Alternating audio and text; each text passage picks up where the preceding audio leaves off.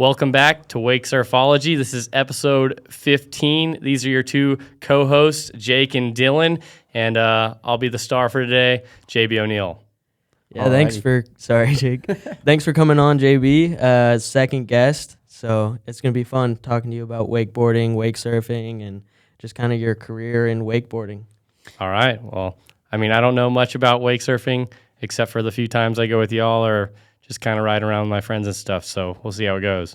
Yeah, and that's okay. And yeah, you're not a wake surfer. It doesn't matter. You're on the water a lot, and you do still wake surf. You get into it. You do some new things, try new things. So we're interested to talk to you about that. Yeah, and you do a lot for the sport, too. Wakeboarding, wake surfing combined. You're in front of a lot of people's eyes, posting videos every other day. And so that's super cool. But maybe we'll start at the beginning, kind of like how did you get into wakeboarding? What did that look like? What age? I think like when I very first started wakeboarding would have been probably 2004. But the first time I ever tried wakeboarding, I did not really like it at all. I thought that I'd get stuck upside down in the wakeboard with my boots on because prior in a kneeboard, I actually got the strap around my waist and I got stuck upside down on that. But I was fully about kneeboarding. I loved it. I thought it was super fun. And I don't think I even really wanted to do tricks on my kneeboard. It was kind of like whoever on the boat could ride the longest on the kneeboard was the best. And my dad would kind of just drive me around for ages and would actually pull me way out into the middle of Lake Travis because I'd imagine he was probably bored and it'd be really choppy there in hopes that I would likely fall on the kneeboard and get me off. But I was way more about kneeboarding at first, and then later down the road, a buddy of mine had his own wakeboard with legit boots on it because the first wakeboard I ever tried had like sandals on it and it had a metal aluminum sheet on top. I thought it was dumb, but once I actually got on a wakeboard that was a real one with boots, I got my first taste of getting a little bit of air, and from then on out, I was like, okay, I love this. So I bet that was a year later, and then I got more into it. That's awesome. So, did your dad have a boat when your whole life, or what did that look like? I think probably my whole life. When I was a really little kid, I don't know what kind of boat he had, but it was a really old one. And then somewhere around the age of probably, I'd guess 5 or so, he would have purchased a Sea Ray. It was called maybe a 210, a 21-foot Sea Ray runabout, real cheap boat that just you could go cruise on the lake. Nothing special, no water ski or wakeboard specific boat. It was just, a normal boat that you go ride around on, and you just put gas in it and go. No cruise control, ballast, tower, nothing like that. So we just had that to kind of go out and have fun on. Nice. So so Lake Travis, is that where you spent most of your time growing up on the water? So my neighborhood that my dad lives in, everybody in the neighborhood, I think they pay some sort of HOA kind of. I think it's a couple bucks a year or something.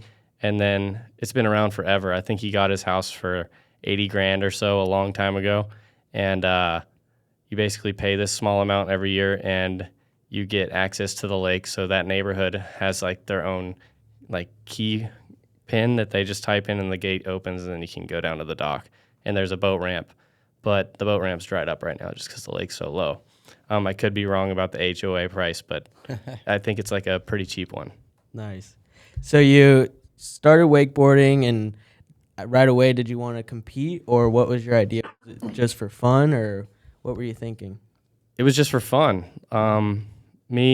This kid, his name was Thomas Rebold. He was my best friend growing up, and his buddy's name was Zoltan, and there's a few other kids in my school that wakeboarded. I went to a really rich school. Like the area I grew up in is pretty rich, Lake Travis. So a lot of kids in the area, their parents had, water ski, wakeboard boats. So I wanted to be sort of good at this thing, and I thought it would be cool if I was kind of good at it because I was smaller. It took me forever to hit puberty, kind of. Yeah. So like wakeboarding was something I could be equivalently as good as everyone else at rather than football or something, because I think me at the size I was at, if I were to get tackled, I'd just get fully hammered. So wakeboarding seemed like a pretty cool option.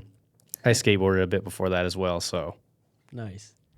So like as you started to like get better at wakeboarding, were you like looking for competitions? How did it come around that you started competing in wakeboarding and just like progression? So the first contest I would have ever gone to was called Wake the Lake. It was by Sail and Ski, which is now Marine Max. They have a location in Lakeway and I think one in Austin as well. But it was the nearest one to us. And my dad just saw that there was this event. So he signed me up for it. And there was actually a couple of kids from my school there.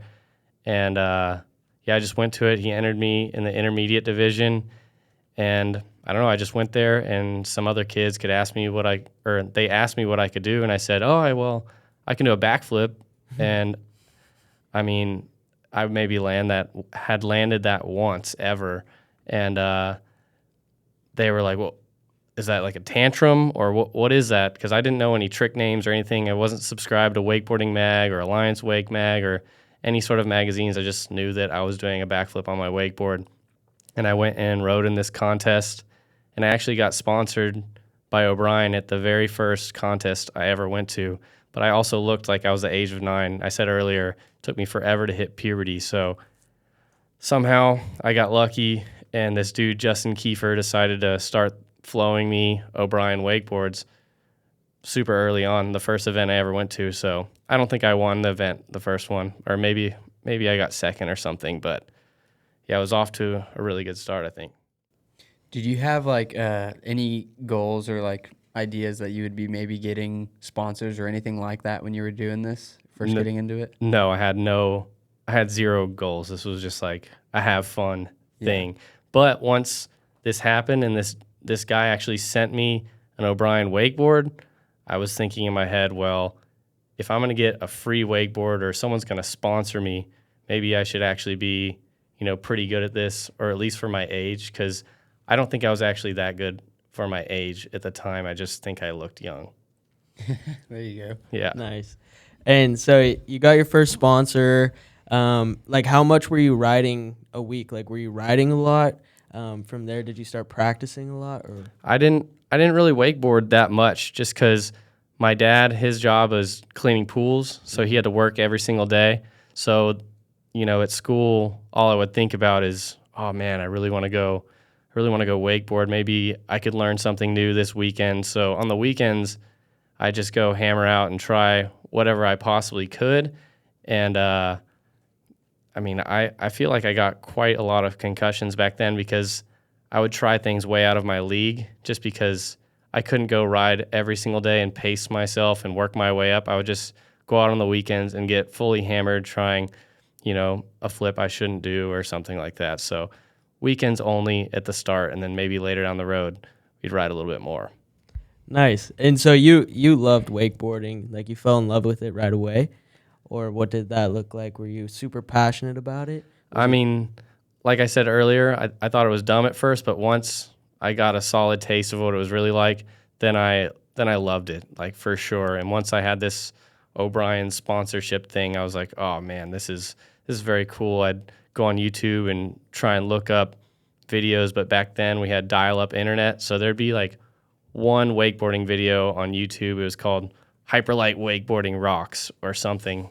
I think Rusty Malinowski is like the cover thumbnail, and that's one of the videos we'd watch over and over again just because we weren't subscribed to any magazine or anything like that. But I'd want to see as much wakeboarding as I possibly could with the little access that we had. Nice. Okay. So from that point on, like what did it look like getting up to like the pro levels? Did you start diving into cable riding too, or was it mostly boat at that time? It was mostly boat at the beginning.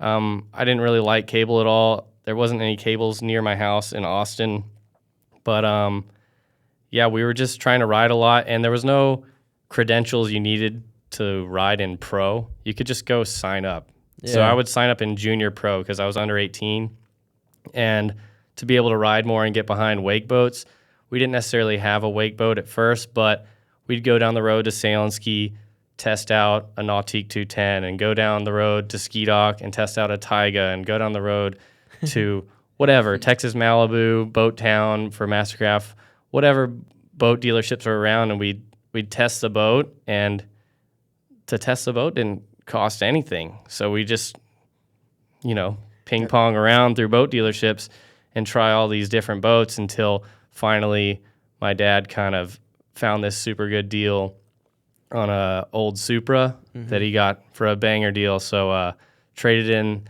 or no, we didn't trade in that Sea Ray. I think he sold the Sea Ray and got the Supra almost on similar price range. So it was a really nice start to have it had a direct drive engine, so it was more of a ski boat / wake boat, but now we had a tower on the boat, and that was kind of a game changer. So from there, I could try and actually learn tricks, and we'd go to a contest here and there, normally ones that were kind of close, and we'd just enter in junior pro, and most of the time I'd just get my ass whooped, I'm not going to lie. Yeah.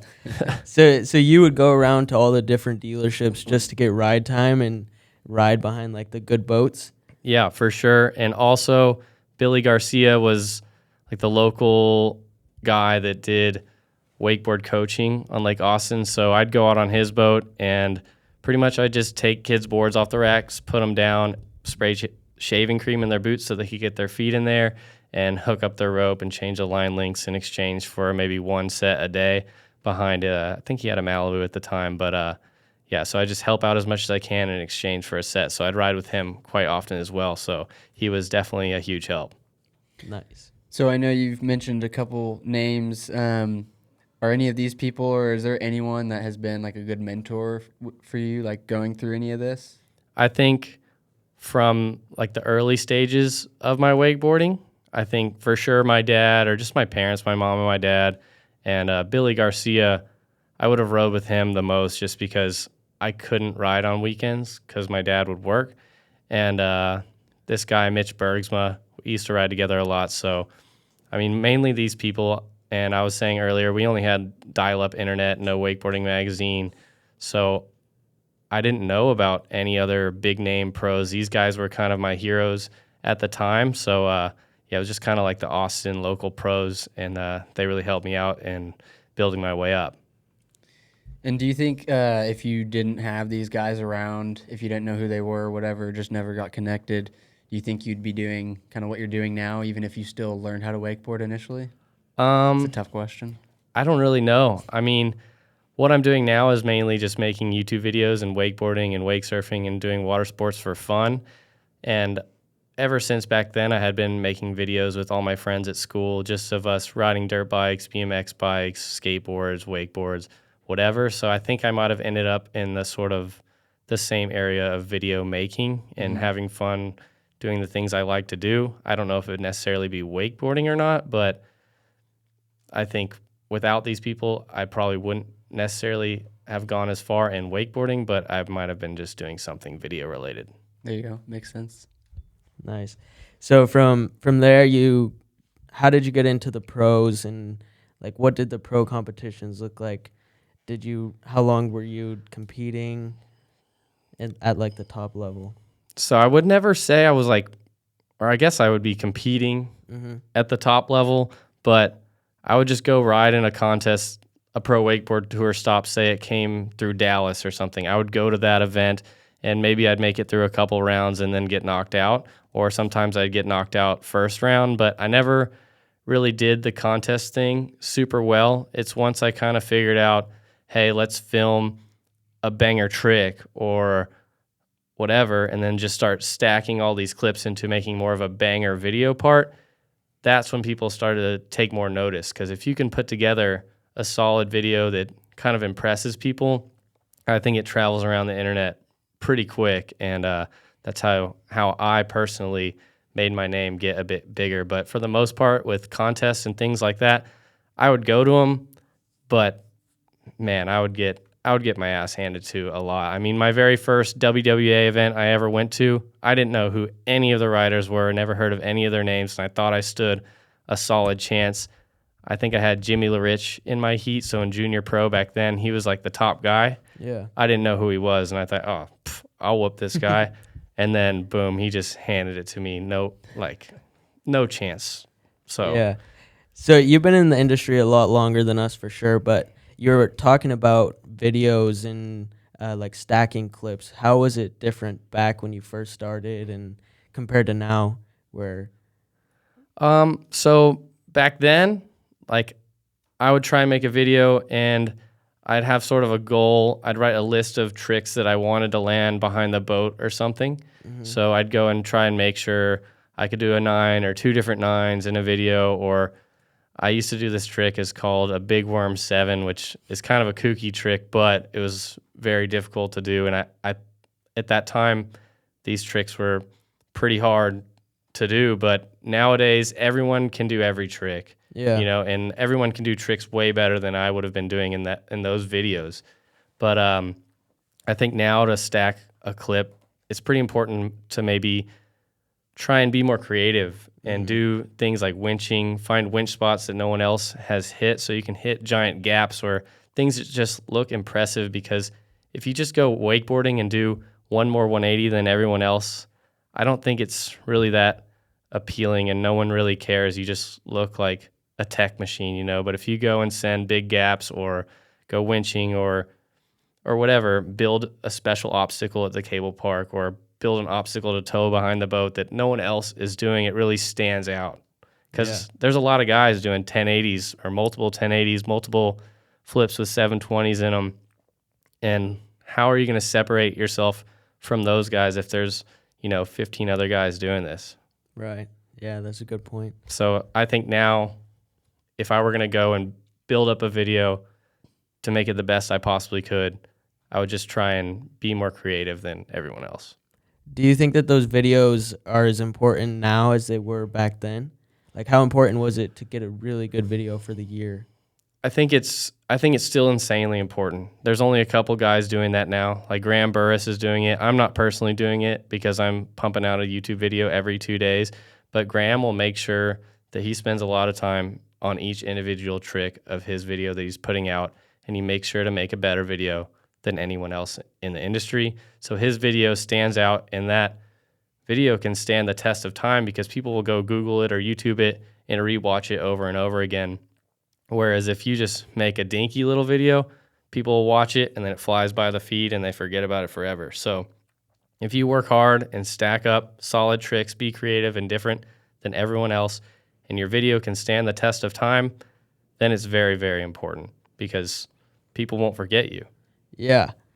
Yeah, something that I often think about is like when I first started getting into water sports, like I was first like wakeboarding and kind of wake surfing at the same time, but like there wasn't a whole lot of videos like on YouTube that like kind of showed the lifestyle and just like everything around wakeboarding or whatever it was, and I was always looking for that. And I think that you're kind of the first to do that, to show like not only the lifestyle but also like tricks and just everything with wakeboarding. So I think that's super cool that you're doing that. So you mean like through like vlogs and stuff?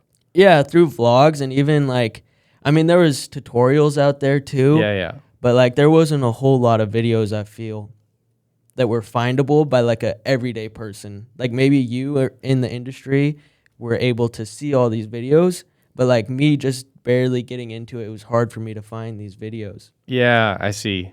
I think YouTube is good for that because it's the only platform right now that you can just go on Google and type wake surfing or wakeboarding and it'll link back to YouTube videos, whereas on Instagram, there's not really a way to search.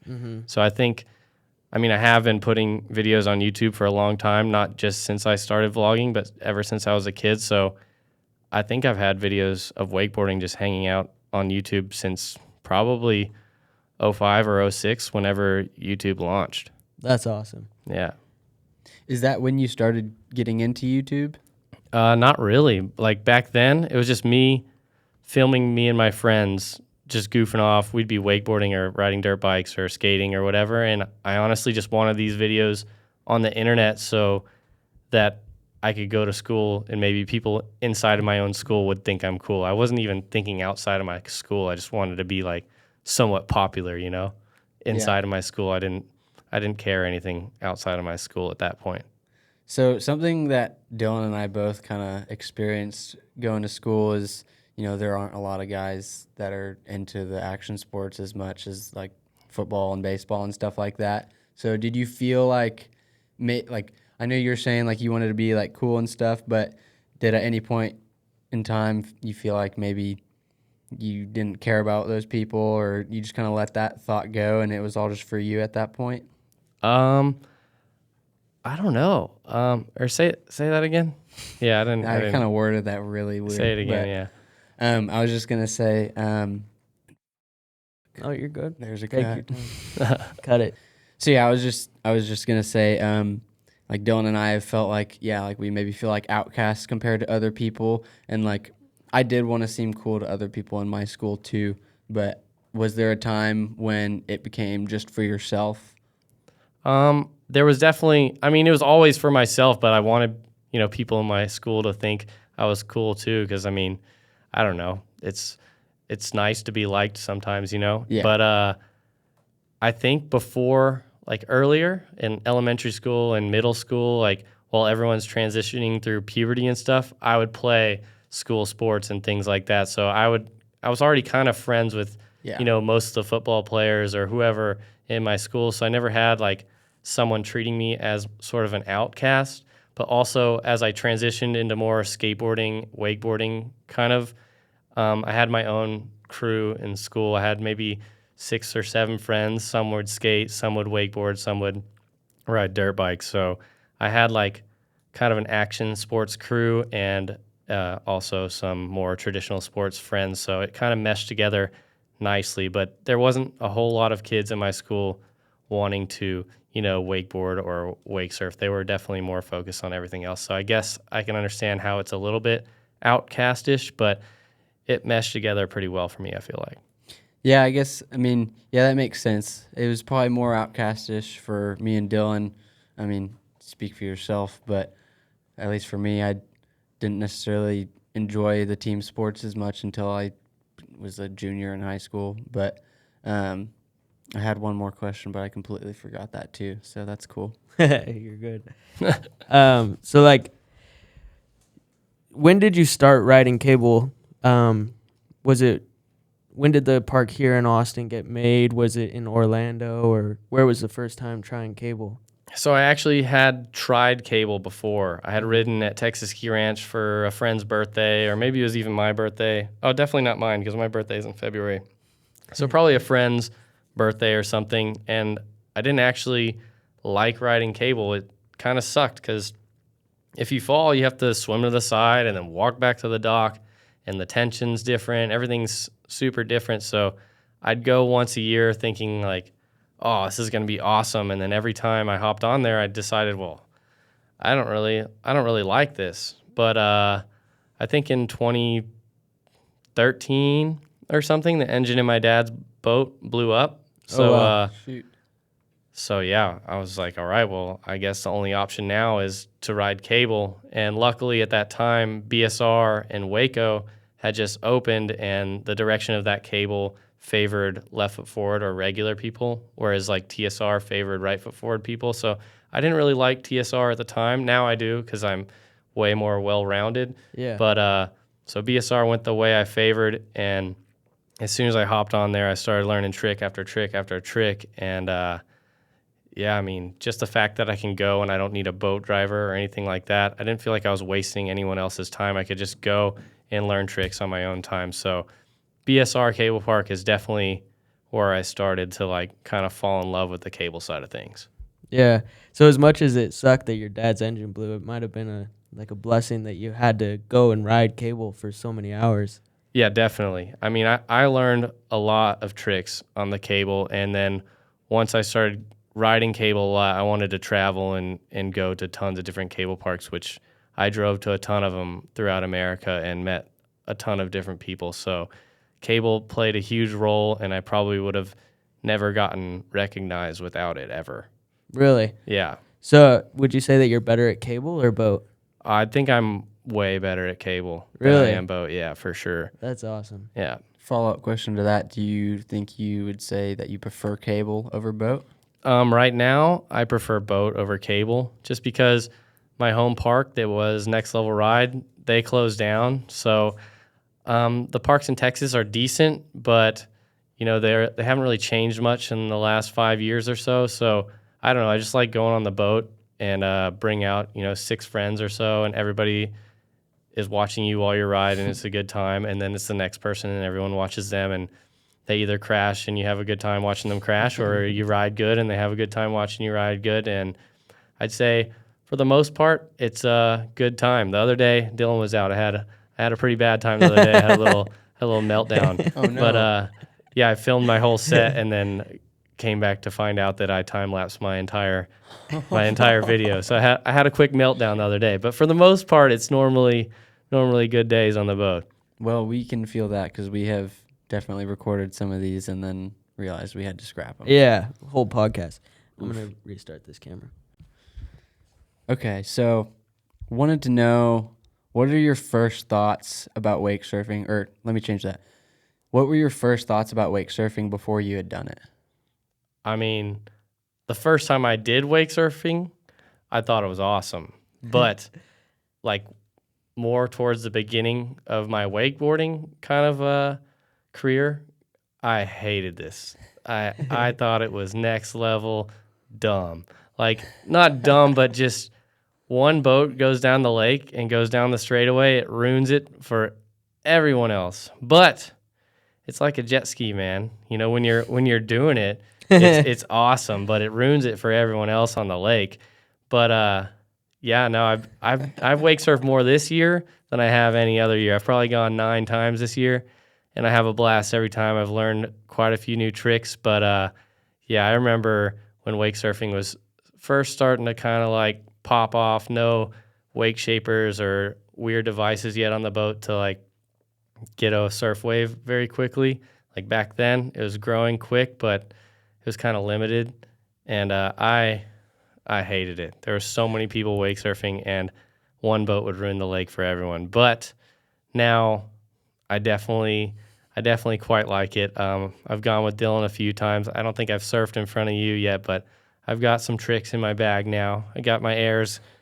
My airs are about this big now, and I can do an alley-oop, and I did a shove it on a skim style board. So That's pretty good for. Yeah, it is. yeah. Oh, I can do a Especially- 360 on lock though, for sure. There you You go. even 360 the board. the Oh other yeah, day, yeah. We did a Willet wake surf yesterday.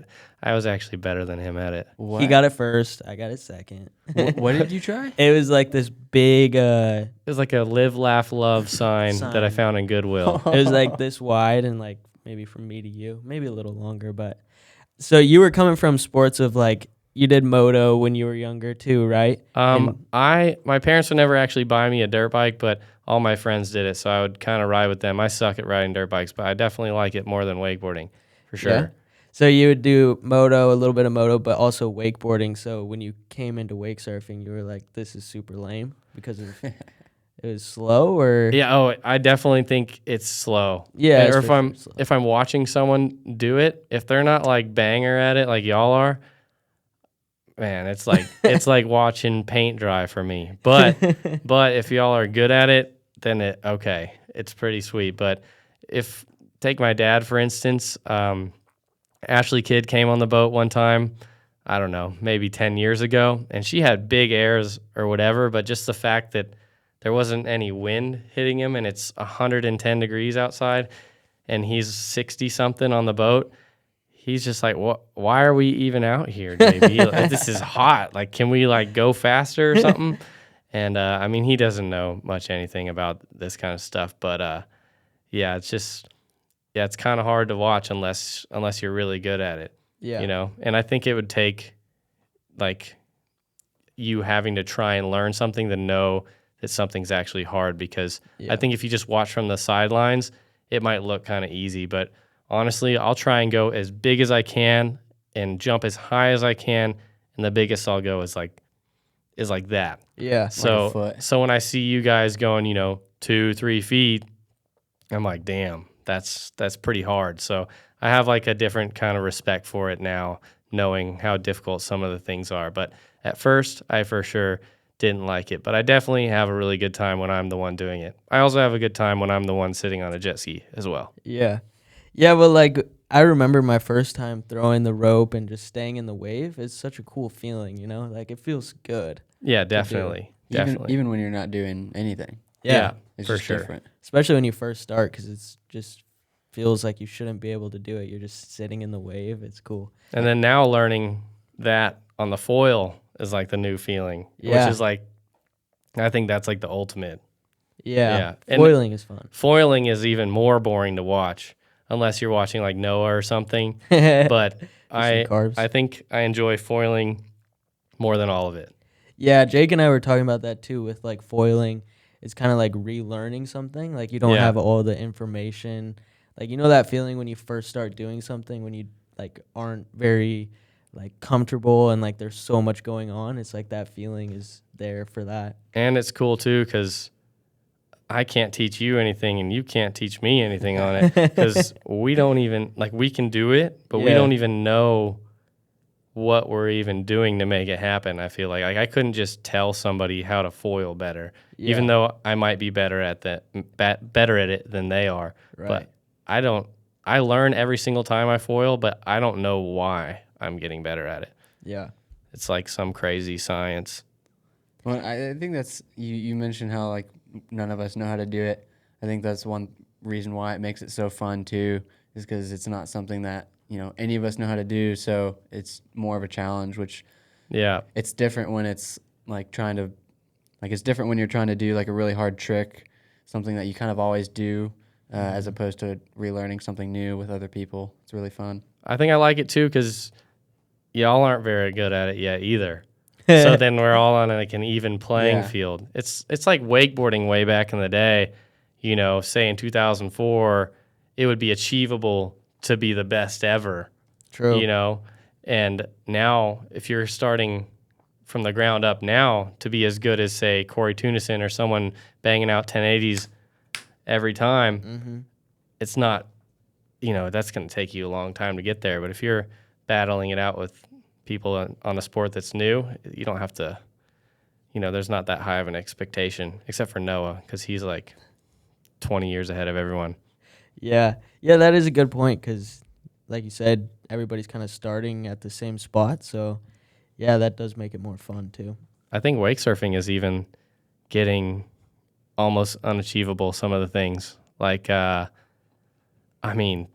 dude, I see that jet kid on the skimboard. He just did a 9 shove the other day, or a 8-10 shove, whatever you want to call it. But either way, It came around. it's insane. And then, I think people are doing 5 bigs and stuff on a surf style board, maybe even a 7 big. I don't know if that's been done yet. I don't pay attention, but I don't ever expect to get to that level, really. Right. So I do have another question. This kind of goes back to your wakeboarding though. When you first started wakeboarding, did you imagine that you'd be as good as you are now? I don't know. Or like when I first started wakeboarding, I didn't think anything of it. I was just having fun. But there was a point where, like, I bet 3 or 4 years in, I thought that I could maybe be the best ever.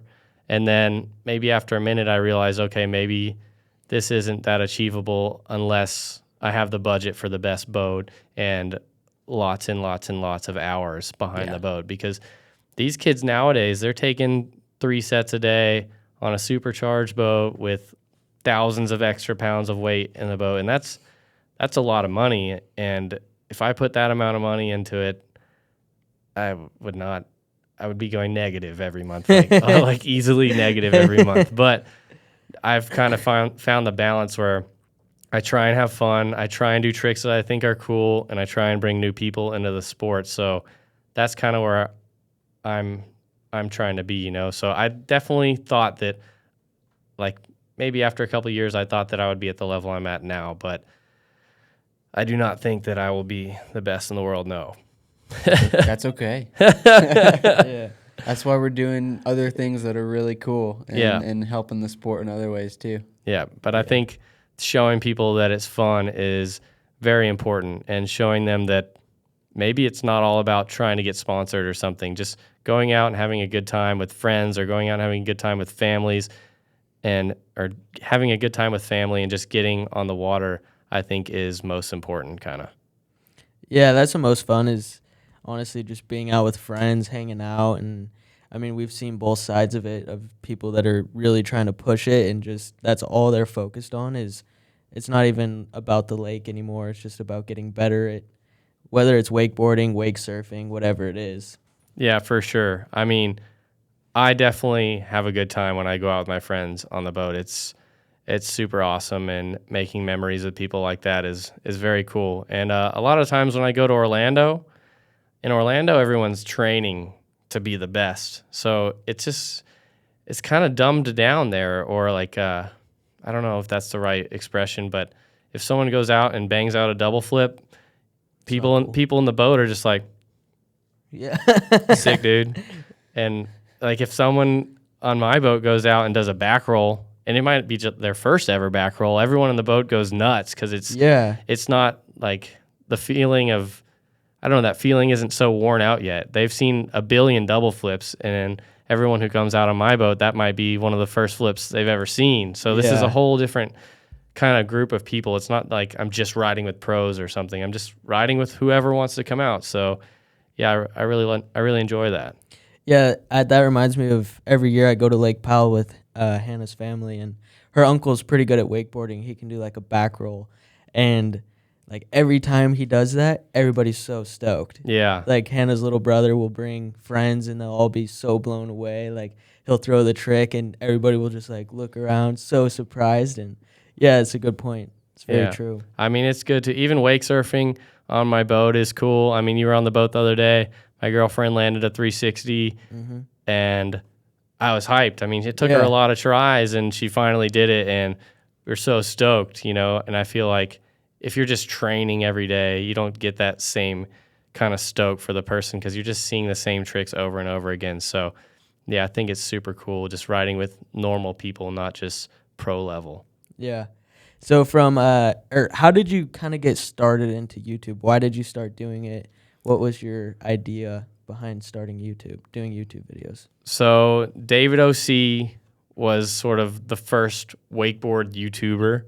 And after his first year of wakeboard YouTubing, I guess, if that's how you want to call it, he was voted Writer of the Year, but like from the People's Choice, you know, so he would have had the most votes for Writer of the Year, but by a long shot. And before he started the whole YouTube, you know, a year prior, his name wouldn't have stood out at all. I mean, he's from Ireland. Wakeboarding is not super popular there or anything like that, especially boat riding.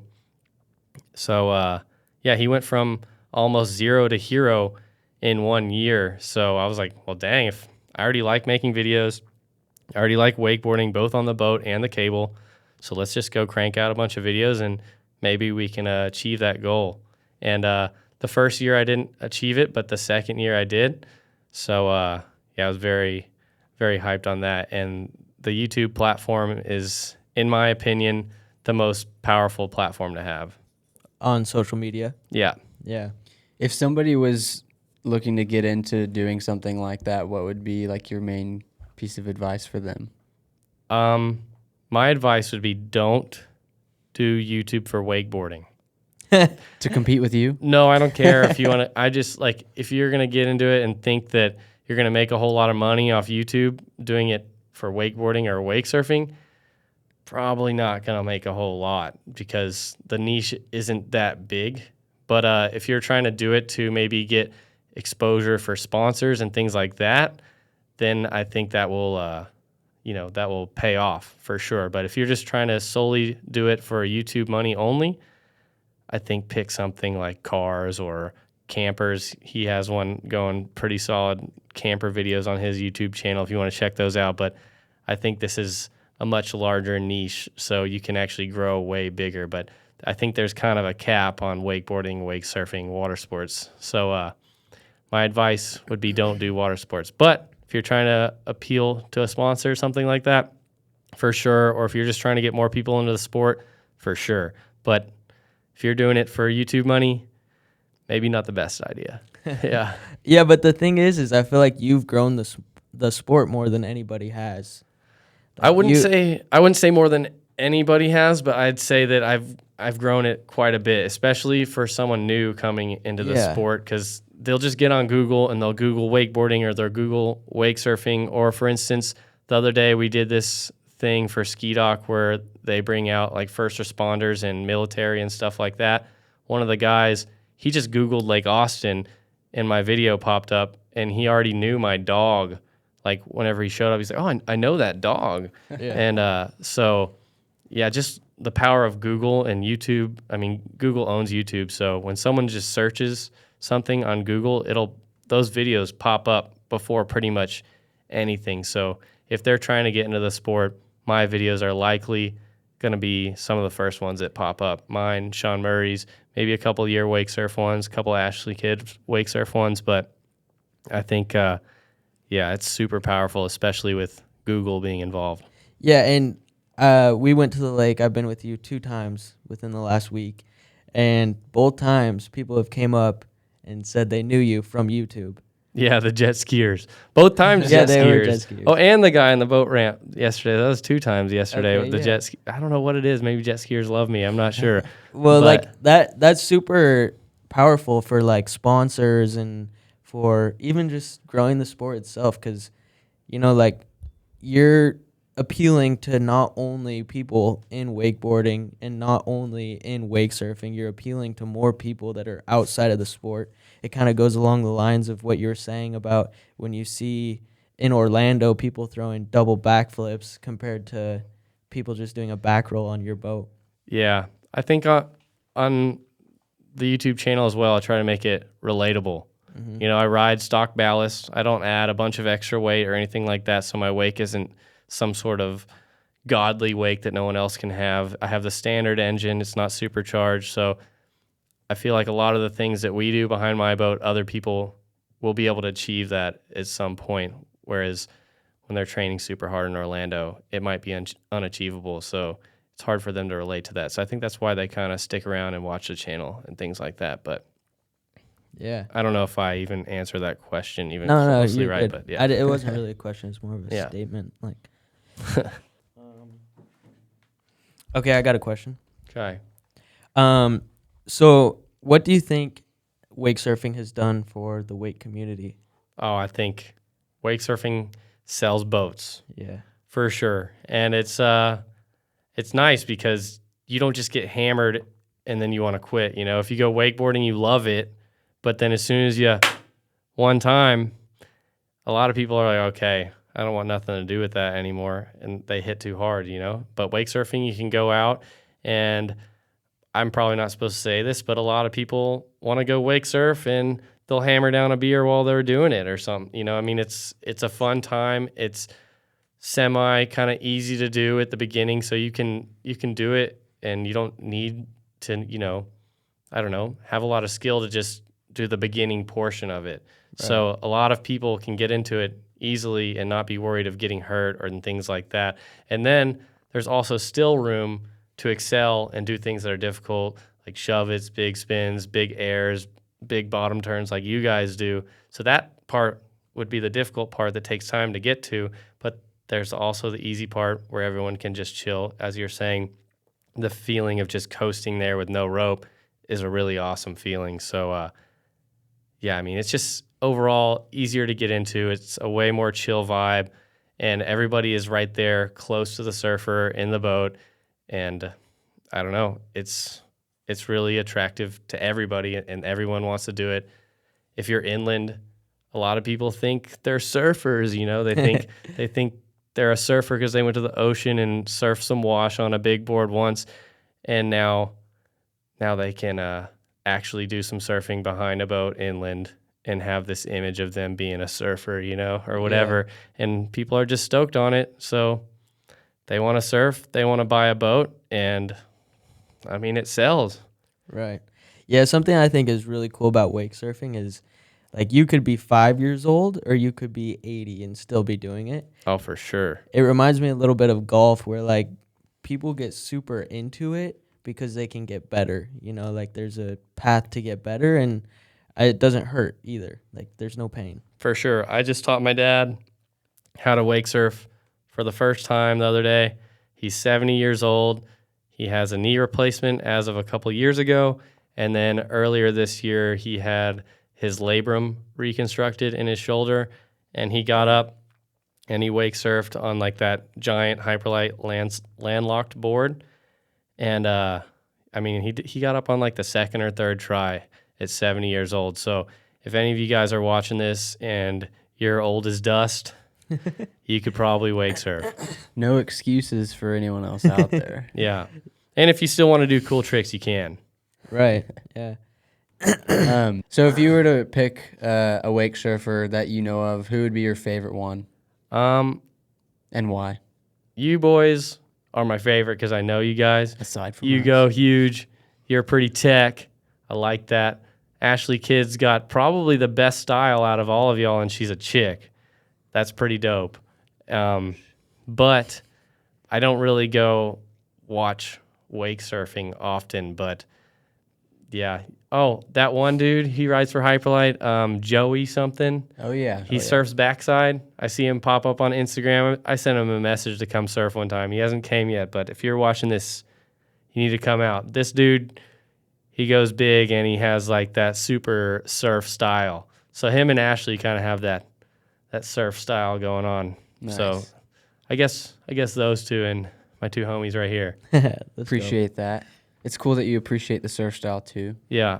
I think the skim, I mean, there's a lot more tricks going down, but it looks like, someone's throwing down the board and running and skimming across the beach and, popping a little shover. It's not super exciting. Although Jet Lambert, the kid, is for sure throwing down probably harder than all the other skimmers. So shout out to that kid, even though I never met you beforehand. And you ride Suron, so that's pretty dope. So he's my skimmer of choice. Nice. That's and cool. in wake surfing, the women are a lot better looking than the ones in wakeboarding. Okay. Yeah, for sure. I think because in wakeboarding, their shoulders get all buff and they're like this. I have dated a few wakeboarders, though, so don't think I'm hating girls. And I also have a girlfriend right now, so I'm taken. So don't, yeah. Well, so I guess the moral from that is get into wake surfing, right? Yeah. Yeah, if you're looking to find yourself a lady, wake surfing is probably a good one to get into because I think girls definitely like to come on the boat and do the whole surf thing for sure. I don't know. Does Hannah like to go out on the boat? Colby doesn't come out with me too much either. Not often anymore, but she likes the lake. I guess we did something wrong there. Yeah, Yeah, y'all I are getting think divorced. No. That's funny. I'm kidding. I So- only met your wife once. She seemed pretty cool. I met his a couple times. She's cool. So we'll have to see. We'll meet yours a couple more times. Okay, I'll let you know if y'all can stay together or not. Okay. Okay. I think y'all probably will. I know we will. So, Okay. Hopefully this part stays in. Yeah, no, keep it in. oh gosh. Okay, so I have another question. How much has YouTube helped you with maybe sponsorships or even just your career in wakeboarding? I don't know I think that it hasn't necessarily gotten me sponsored. Maybe with Centurion it kind of got me sponsored, but it's definitely kept my sponsors around because I feel like a lot of the people on the channel, sometimes they message Hyperlight about me, or if we're somewhere, a lot of times there's someone that shows up to a cable park if we're at a photo shoot or something, and they'll want to meet me, like somebody that shows up to the park. But so they can kind of visually see that the YouTube is paying off. Whereas on Instagram, most people are just kind of posting tricks, and they almost look like a trick robot online. So even if your trick goes viral, no one ever sees your face. Yeah. So then they don't know who you are. Whereas on YouTube, everyone sees my face. So whenever I go somewhere, someone normally, whether they like me or not, they might recognize me. So I think whenever I'm somewhere in front of a sponsor for a photo shoot or something, there's normally been someone that showed up and like wanted to meet me or something. So I think it's helped keep me around for a longer period of time.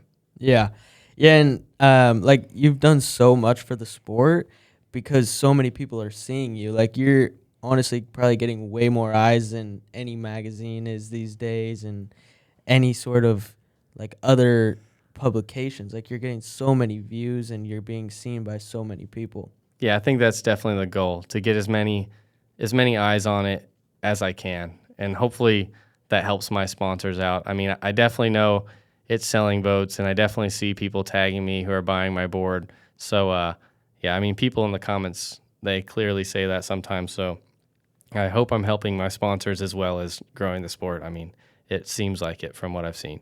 Yeah, you for sure are. You got any other questions, Jake? So this is kind of a random question, but I feel like it's somewhat common and maybe self-explanatory for what the answer might be, but I'm just going to not even answer this question or ask this question. Why? What was it? Ask it.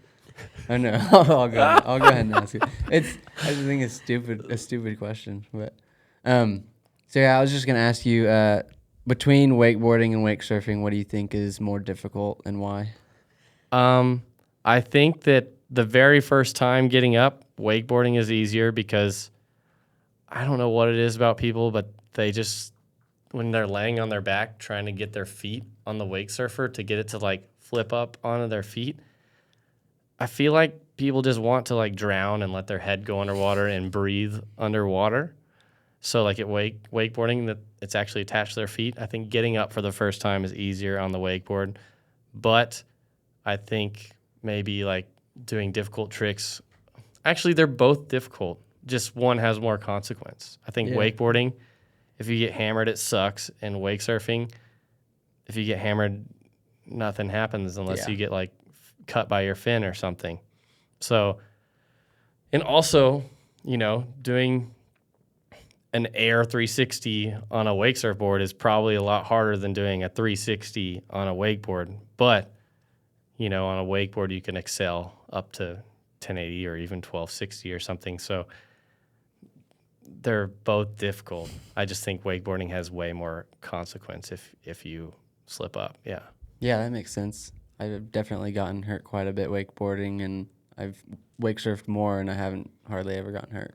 So, but I do think doing easy things on a wake surf is more enjoyable than, like, if you're just cruising there, wake surfing, doing nothing is more enjoyable than just standing behind the boat on a wakeboard holding onto the handle. Just standing there on a wakeboard is... yeah, I mean, you get beat up after a little bit. It's too much. Yeah. The other thing, too, is I don't know if this is the case, but, like, when we're trying wake surf tricks and trying a new trick, we'll try them, like, hundreds of times. Is that the same case for wakeboarding? Does it take a lot of tries? Yes. With I those think major I think it consequences? takes a lot of tries, yeah, for sure. The only thing that's like better about wakeboarding is, like, if I mess up slightly, I can just hang on to the handle and get away from it. Or if I'm on the cable and I fall on my belly, I can tumble turn and get back up. But when I wake surf and I fall on something so small, I was telling you I can do an alley-oop, which is just a backside 180, and you're going this high in the air, and then I turn around and then I lose the wave. It is so frustrating because I fell pretty much doing nothing. You know what I mean? So I think I get more frustrated wake surfing than I do wakeboarding because I can just fall on the simplest things and then I have to swim and get my board and whatever. Whereas wakeboarding, if I mess up, I can just don't do the full trick, hold on to the handle, go back across the wake, and try again. But yeah, definitely will try a lot of times to learn something new, and sometimes I'll get hammered quite a few times, yeah.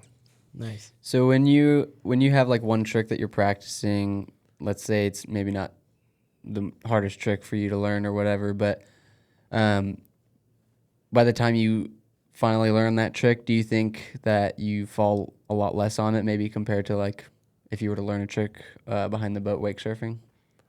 Oh yeah, I mean, like if I learn a trick wakeboarding, I normally, it's either I land it like bolts or I don't land it at all. Whereas like if I do a trick wake surfing, I could just do the trick and lose the wave because I'm not holding onto the handle, you know? Yeah. So I think once I learn it on a wakeboard, I pretty much have it pretty dialed for the most part, unless I'm like trying to spin really fast and need to like have a perfect handle pass going on or something, or I'll maybe miss a grab or something. But for the most part, yeah, I'll fall for no reason wake surfing, but on wakeboarding I'll have things way more dialed. Yeah, because you were saying like you have your 360 pretty much dialed wake surfing. Yeah. But I'm sure you still fall out the back every once in a while. Yeah, for sure. And I see you guys do that too. Yeah. And then I like have a chuckle at y'all because I'm like, dude, you would have done a 360 or you would have done whatever, like an alley-oop or a shove and then body varial back straight again a billion times, and then you just fall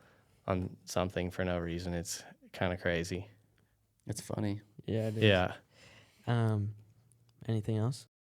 I will say one thing is that in this podcast, I have. Oh, here we can stop it. Here. They're both on. Talk right here. It's really low. I will. Really low, really low. What are you doing? Sorry. Oh. I will say one thing though. What are you doing? Or I will say one thing though. I've answered some questions in this that I've answered on other podcasts before. Some of these things I'm answering are 15 years ago. So if it's a little bit twisted, my bad. Little disclaimer. Yeah. So, obviously, YouTube and like social media is something that I'm super interested in. How do you set your schedule of posting every other day and stick to that? Like, what does your editing look like? How do you plan your videos? Honestly, I wish I didn't do it every second day. Like, because now I'll go out, just like yesterday we went out, I just filmed a trick really quick and then I went home and mashed together a tutorial so that I have one to come out. So, what it looks like is me pretty much rushing through every single video I do because it's crazy. I keep getting sent everywhere. My sponsors are sending me everywhere. So I'll get sent somewhere for like 4 days, come home, have to play catch up for 4 days, get sent again for 4 days, come home, play catch up. I got sent to Germany for 2 months this summer and in a van with 4 dudes the whole time. So I'm pretty much rushing through every single video and just get on my computer and just clip, export. Sometimes there'll be like a missing clip in the middle of the videos that pops out and I don't even watch over the videos before it even goes out. So it's very, very rushed. So if I could change one thing, I would love to do once a week and then do a banger video once a week rather than all of these rushed videos. But I do like that there's always a video there for someone to watch and you know, they can pop on their TV, oh, hey, there's a new video, let me click on it. So there's always something fresh. But I definitely am capable of making better videos than I make. But since I'm making so many, I'm pretty burnt on sitting at my computer and staring at the screen for hour after hour after hour. So it's pretty rough. It's still a lot of work, y'all. Yeah. Yeah, for sure. You don't think that you could transition to once a week? Yeah, I think maybe on January 2nd, 2024, maybe I'll transfer.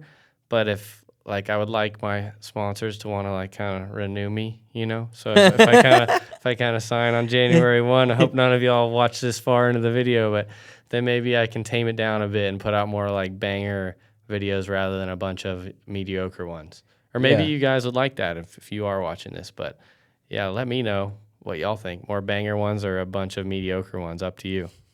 Yeah, because if you put the amount of time you're putting into a week worth of videos into one. Yeah. I mean, even if I just took 3 days to make one, I mean, dude, it would be easy, especially with the amount of time I'm so fast on the computer now. It's insane. Like I can just, and if I had the time to actually like cut clips to like the beat or like keyframe and, you know, crop in on things or put text on the screen, or if I had the time to do all these things, I'm pretty sure I could make some bangers for sure.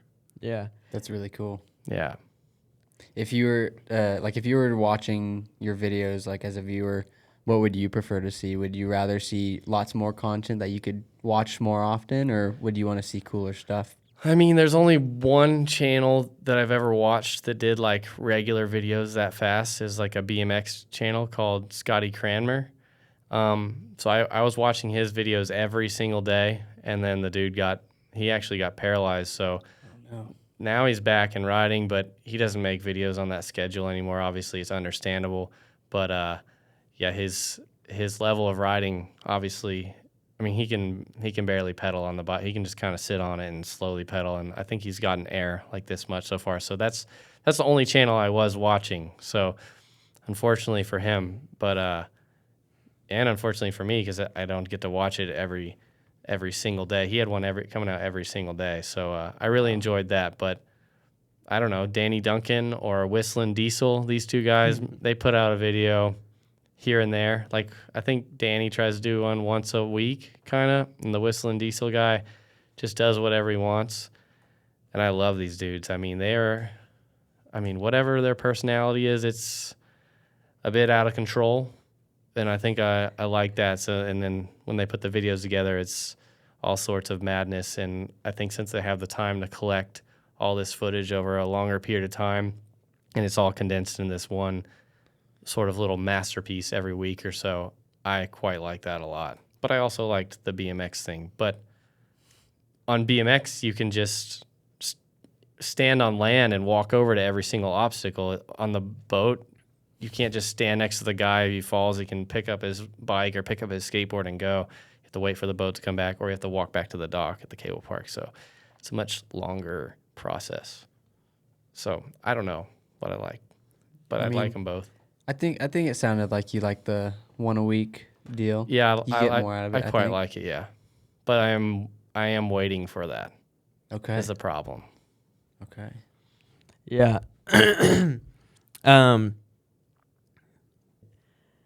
Well, I was gonna say,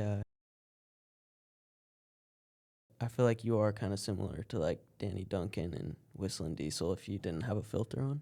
Yeah, I think yes, but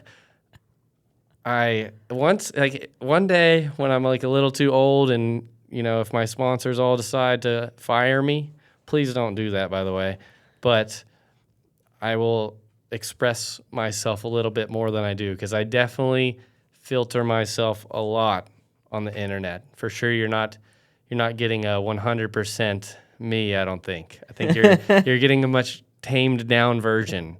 Yeah. But yeah, so I try and make sure I can appeal to everyone, kids, families, and everything like that. But yeah, I think I'm for sure more tamed down on the internet than I am in real life. So what do you see your career going for? Like next 10 years, do you look out that far? Do you think you'll always be doing YouTube or? Oh man, I don't know. I don't really look. Yeah, you just go day to day. Yeah, I go day to day, and every day I wake up is random. No video I've ever made was planned, except maybe the day before I hit you up and see if you can go wake surf, because now my friends are getting older. They have real jobs. I actually have to plan the next day sometimes. So my plan for the future is, I don't know. I don't necessarily want to be 45 years old and being this wakeboarder guy taking up everyone else's budget or something. So I'd say maximum I'll do this whole action sports thing till I'm probably 40 is my guess. But at that point, maybe I'll go get like a real person job or something, or invest in something, figure something out. But I don't have any plan whatsoever. I just know that I'm going to keep cranking out videos, keep having fun, and try and bring as many people into the sport. But there's no other plan besides that. Nice. You're enjoying life right here, right now. Yeah, me and Airbud, he's down here. I don't know if y'all can see that on the camera. He's a sleepy boy. So Airbud's from the Philippines? Yeah, Airbud. I'll bring it up. Say hi, Airbud. This is him. He's from the Philippines. I found him at the wakeboard park over there, and I made him an ESA, and he literally flew back 18 hours in my lap, and no one asked me a question about him. And I'm not sure if that is legal or anything whatsoever, but he's here, and now he is a Filipino American. Nice. And he loves it. Yeah, he's a cool dog. He goes on the boat. He doesn't like swimming, but he definitely likes chilling in the bow looking out off the front. So, yeah. It's almost better that he doesn't like swimming, so he doesn't get all wet and jump back in. He doesn't bring in a bunch of water into the boat usually. He's a chill bud. Okay, well, anything else, Jake? I don't know. I think, Airbud, you going to close this out? Well, so do you have any sponsors you'd like to thank, or? Yeah. I mean, Centurion Boats, Hyperlight Wake, Jet Pilot, and Boardco. They are kind of my supporters, and without them, I wouldn't be able to afford making videos every second day forever. These guys support me, so I'd love it if all of y'all decide to support them as well, because there's no way you'd have all this stuff to watch without them. So for sure, thank you to them. Also, my dad, for sure. He's the man. But that's pretty much it. Yeah, I think it's super cool what you're doing for the sport and how much you've done for the sport up until this point, too. You've shown a lot of people the sport and got it in front of a lot of people's eyes that wouldn't have seen it. So thank you for doing that. Yeah, you're a really good role model to a lot of people, not just old, but young too. So Trying. it's good. Thanks. Where can people find you at socials? Or I mean, you can just look up wakeboarding on YouTube and you'll probably find me. But JB ONeill, type it in anywhere, you'll find it. It's pretty cool to say. Yeah, I mean, I don't think there's like a bunch of JB ONeills. So That's true. yeah. But being able to look up wakeboarding and you pop up is Oh yeah. Yeah. I mean, there's like 1,000 wakeboarding videos on YouTube that are from my channel, so that's probably the reason why. You might not agree with this, but from the outside looking in, I feel like you're becoming the face of wakeboarding. Maybe, but Sean Murray's #1, dog. Yeah, but you're cranking out the videos. You're doing good. Keep going. Yeah, maybe I can have a video game one day, but I think that's not gonna happen. But that'd be cool. Never say never. Yeah. Well, thanks for coming on, JB. Yes, thank you. I'll definitely be buying your video game in the future. Well, thanks for having me. All right. Wake Surfology out. Episode 15. Let's go. Peace. Peace. Wake Surfology out. Peace out. Wake episode.